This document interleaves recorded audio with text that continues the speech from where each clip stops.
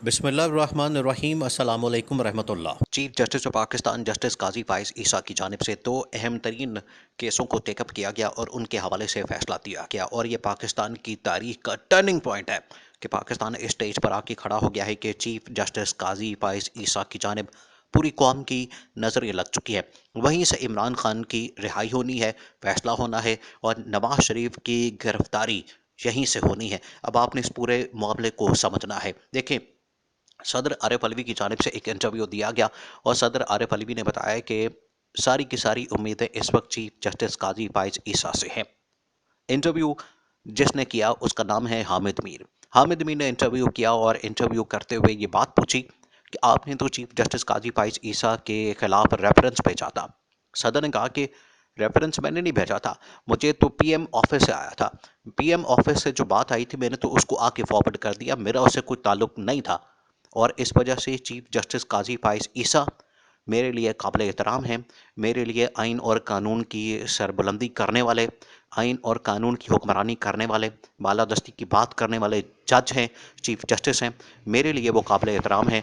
मेरा उस रेफरेंस से कोई ताल्लुक नहीं था जो कि चीफ जस्टिस काजी फाइज ईसा के खिलाफ आज से कुछ अरसा पहले इमरान खान के दौरे हुकूमत में भेजा गया था।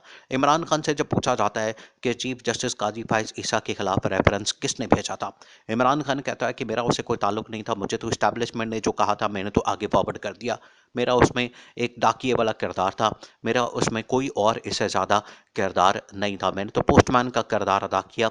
मैंने जो मेरे पास आया मैंने वजारत कानून के ज़रिए से जो मेरे पास पहुंचा मैंने उसको प्रूव किया और आगे सदर को भेज दिया और सदर ने आगे उसको भेज दिया।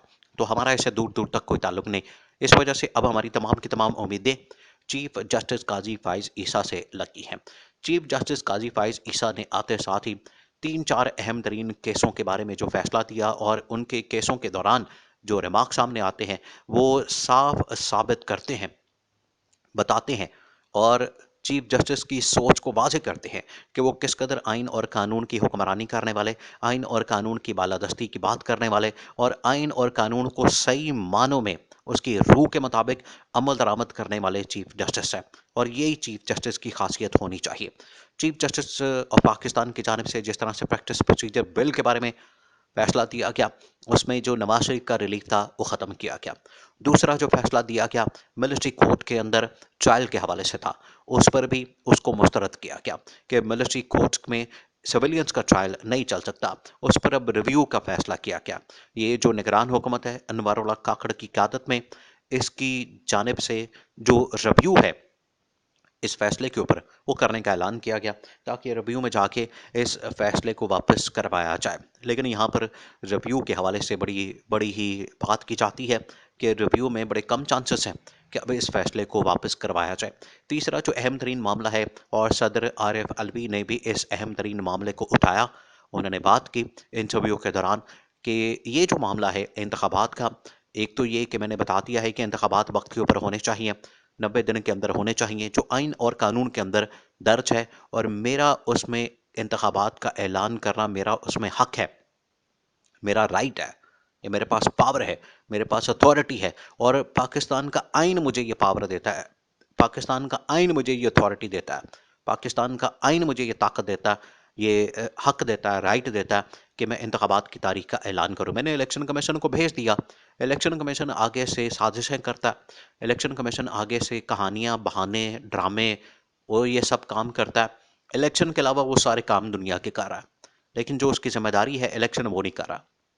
ये सदर आरिफ अलवी ने कहा, सदर ने कहा कि अब चीफ जस्टिस की तरफ सारी कौम देख रही है, मेरे समेत पूरी कौम चीफ जस्टिस की तरफ देख रही है कि वो क्या फैसला करते हैं, इस हवाले से उनकी जानिब से क्या फैसला किया जाता है, वो इस हवाले से क्या ऐलान करते हैं। क्योंकि जो सबक चीफ जस्टिस उमर अता बंदियाल थे वो तो इस हवाले से दो टुक अंदाज में फैसला कर गए कि 90 दिन में इंतखाबात होने चाहिए, 90 दिन से एक दिन 1 मिनट भी ऊपर नहीं जाना चाहिए, अगर जाता है तो ये सरीहन आइन और कानून की खिलाफ वर्जी होगी, इसको किसी सूरत भी कबूल नहीं किया जा सकता। ये तो उन्होंने दो टुक अंदाज में अपना फैसला सुना दिया। अब इमरान खान की रिहाई से मुतालिक भी सदर आरिफ अलवी ने ये मैसेज कन्वे किया। इमरान खान की रिहाई से मुतालिक सदर ने कहा कि मुझे बिल्कुल शिकवा पहुंचा है इमरान खान का, लेकिन मेरी जो बात है वो अभी तक सही तरह से कन्वे नहीं की गई। मैं जब बैठूंगा इमरान खान के साथ तो मैं उनको अपनी जो बात है, अपनी जो पोजीशन है वो वाज़ेह करूंगा।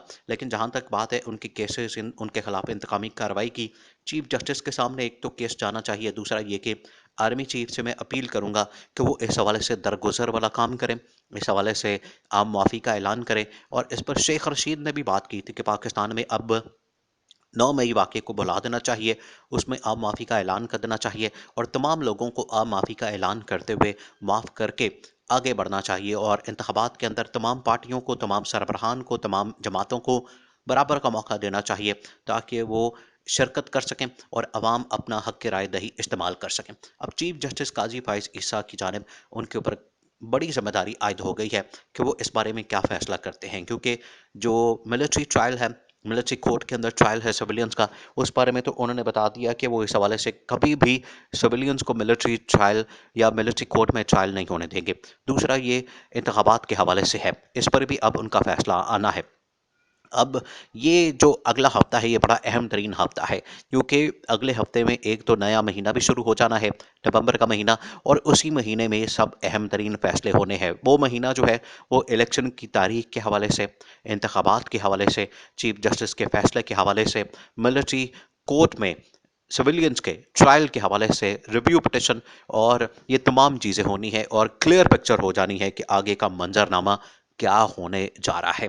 आलमी तनाजुर में भी सूरत हाल बड़ी तेज़ी के साथ बदल रही है, जिसके बराह रास्त असरात पाकिस्तान की सियासत पर नज़र आते हैं और पाकिस्तान को इस वक्त एक लीडर की ज़रूरत है। अब नवाज शरीफ तो पाकिस्तान के अंदर आ गया, लेकिन नवाज शरीफ को अवामी पजीराई नहीं मिल रही, अवामी पजीराई हासिल नहीं है।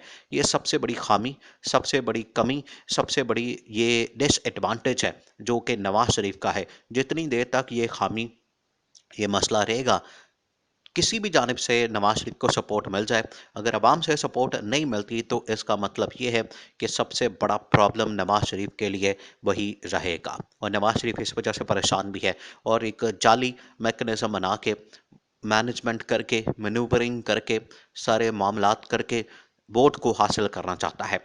लेकिन अब ये काम इतनी आसानी से नहीं हो सकेगा।